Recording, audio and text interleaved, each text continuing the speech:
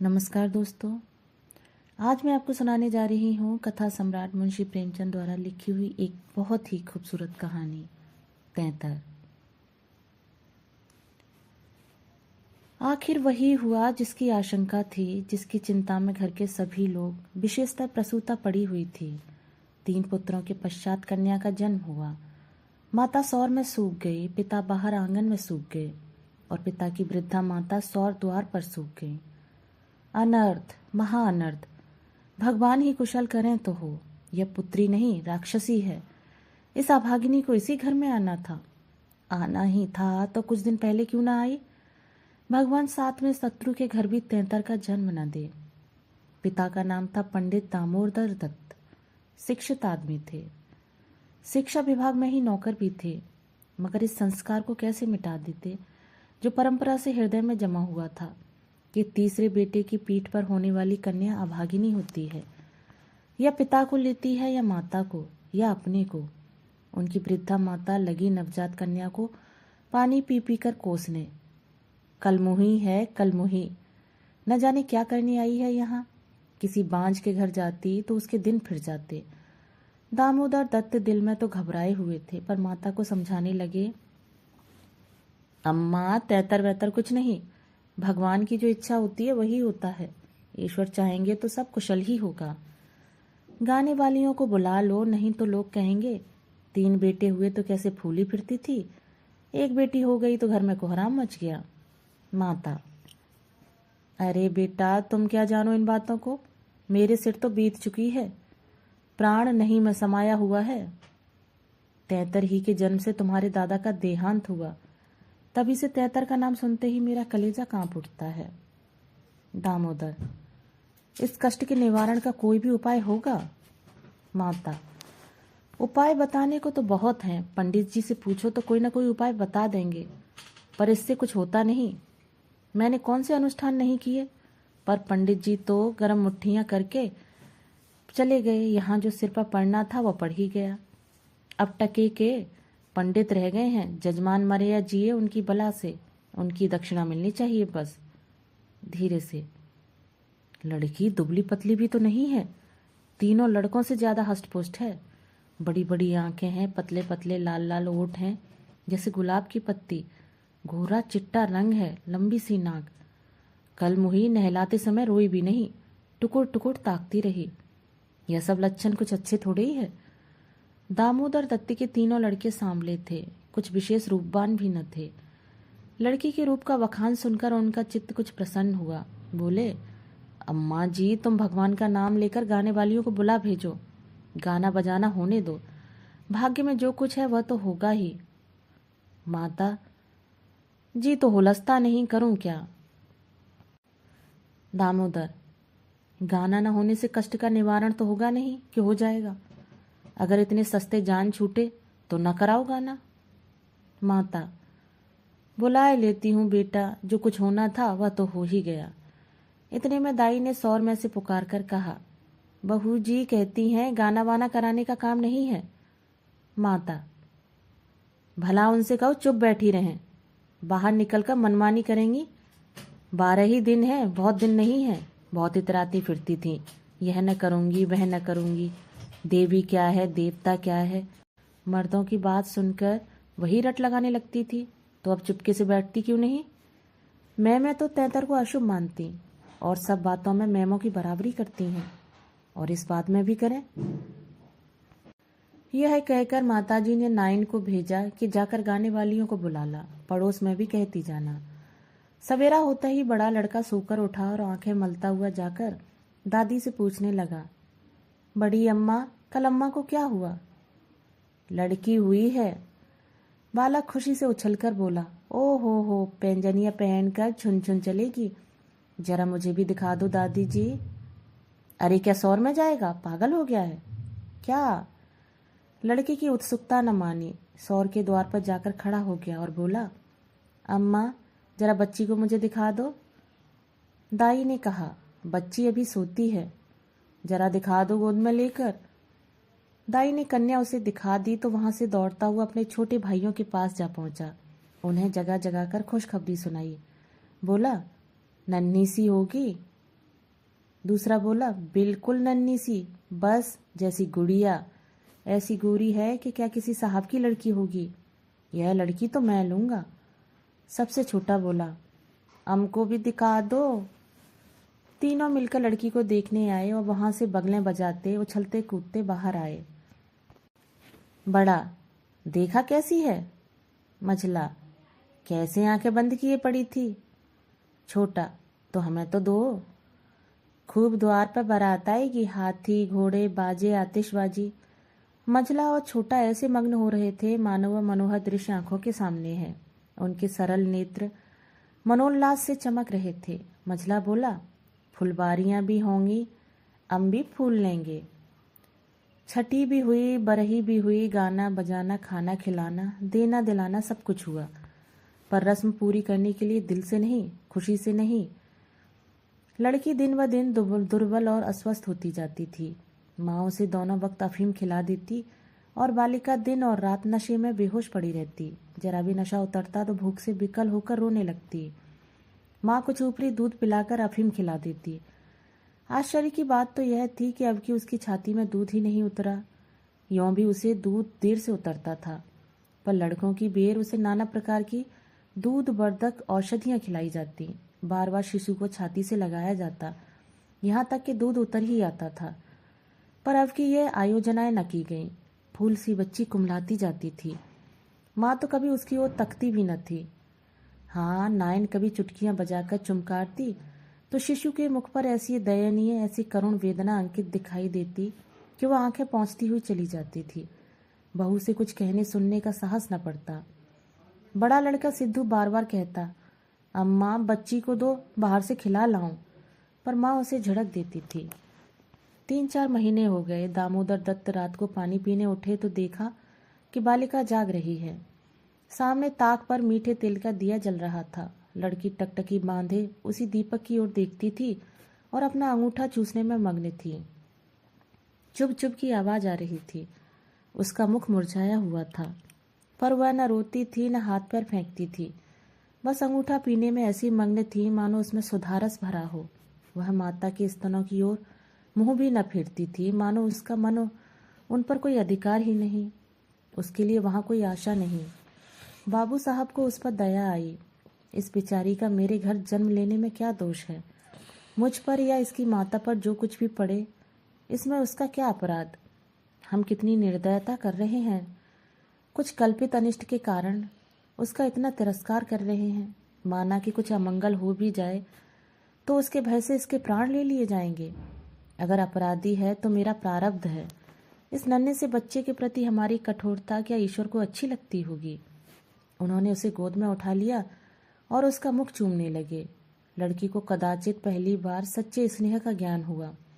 वह हाथ पैर उछालकर गुंगू करने लगी और दीपक की ओर हाथ फैलाने लगी। उसे जीवन ज्योति सी मिल गई। प्रातःकाल दामोदर दत्त ने लड़की को गोद में उठा लिया और बाहर लाए। स्त्री ने बार बार कहा, उसे पड़ी रहने दो, ऐसी कौन सी बड़ी सुंदर है। अभागिन रात दिन तो प्राण खाती रहती है, मर भी नहीं जाती कि जान छूट जाए। किंतु दामोदर दत्त ने न माना। उसे बाहर लाए और अपने बच्चों के साथ बैठकर खिलाने लगे। उनके मकान के सामने थोड़ी सी जमीन पड़ी हुई थी। पड़ोस के किसी आदमी की एक बकरी उसमें आकर चरा करती थी। इस समय भी वह चर रही थी। बाबू साहब ने बड़े लड़के से कहा, सिद्धू, जरा उस बकरी को पकड़ो तो इसे दूध पिलाएं, शायद भूखी है बेचारी। देखो तुम्हारी नन्ही सी बहन है ना, इसे रोज हवा में खिलाया करो। सिद्धू को दिल लगी हाथ आई। उसका छोटा भाई भी दौड़ा। दोनों ने घेर कर बकरी को पकड़ा और उसका कान पकड़े हुए सामने लाए। पिता ने शिशु का मुंह बकरी के थन में लगा दिया। लड़की चुबलाने लगी और एक क्षण में दूध की धार उसके मुंह में जाने लगी, मानो टिमटिमाती दीपक में तेल पड़ जाए। लड़की का मुंह खिल उठा। आज शायद पहली बार उसकी क्षुधा तृप्त हुई थी। वह पिता की गोद में हुमक हुमक कर खेलने लगी। लड़कों ने भी उसे खूब नचाया कुदाया। उस दिन से सिद्धू को मनोरंजन का एक नया विषय मिल गया। बालकों को बच्चों से बहुत प्रेम होता है। अगर किसी घोंसले में चिड़िया का बच्चा देख पाए तो बार बार वहीं जाएंगे। देखेंगे कि माता बच्चे को कैसे दाना चुगाती है, बच्चा कैसे चोंच खोलता है, कैसे दाना लेते समय परों को फड़फड़ाकर चेंचे करता है। आपस में बड़े गंभीर भाव से उसकी चर्चा करेंगे। अपने अन्य साथियों को ले जाकर उसे दिखाएंगे। सिद्धू ताक में लगा रहता। ज्यों ही माता भोजन बनाने या स्नान करने जाती, तुरंत बच्ची को लेकर आता और बकरी को पकड़कर उसके थन में शिशु का मुंह लगा देता। कभी दिन में 2-2, 3-3 बार पिलाता। बकरी को भूसी चोकर खिला खिलाकर ऐसा परचा लिया कि वह स्वयं चोकर के लोभ से चली आती और दूध देकर चली जाती।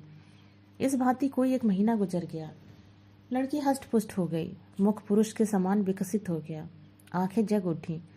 शिशुकाल की सरल आभा मन को हरने लगी।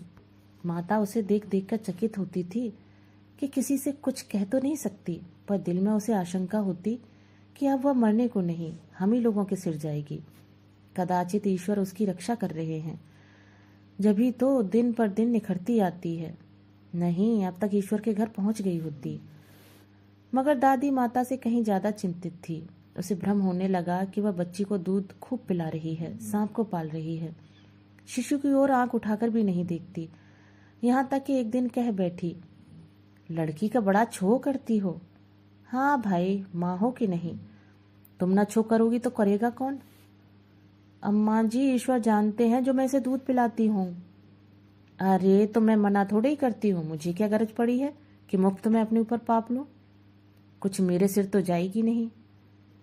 अब आपको विश्वास ही ना आए तो मैं क्या करूं? मुझे पागल समझती हो? वो हवा पी पी कर ऐसी हो रही है। भगवान जाने अम्मा, मुझे तो आप अचरज होता है। बहू ने बहुत निर्दोषिता जताई, किंतु वृद्धा सास को विश्वास न आया।